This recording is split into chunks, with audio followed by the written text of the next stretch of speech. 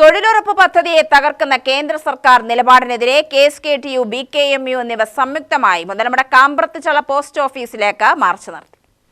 ധർണ KSKTU ജില്ലാ committee അംഗം PV Ramakrishnan ഉദ്ഘാടനം ചെയ്തു. VBG റാംജി ബിൽ പാസാക്കി തൊഴിലുറപ്പിനെ തകർക്കുന്നതിനെതിരെയും ലേബർ കോഡ് ബില്ല് ഭേദഗതി ചെയ്ത് തൊഴിലാളികളുടെ അവകാശങ്ങൾ തകർക്കുന്നതിനെതിരെയുമായിരുന്നു സമരം. നിലവിലുള്ള നിയമത്തിൽ 100 ദിവസമാണ് പണി കുറഞ്ഞത് കൊടുക്കുക. ആ 100 ദിവസം BJP വന്നപ്പോഴും തൊഴിൽ കൊടുത്തിട്ടില്ല.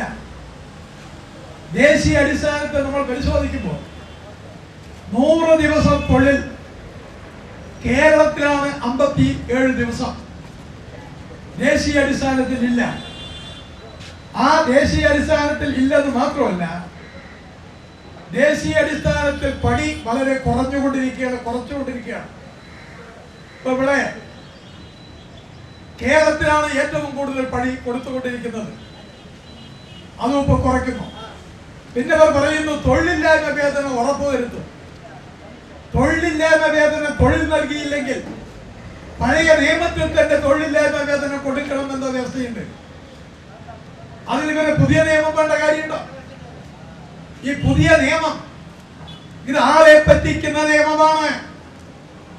125 ദിവസത്തെ പണി തരും എന്ന് പറയുന്നത് കിട്ടുമോ? കിട്ടില്ല.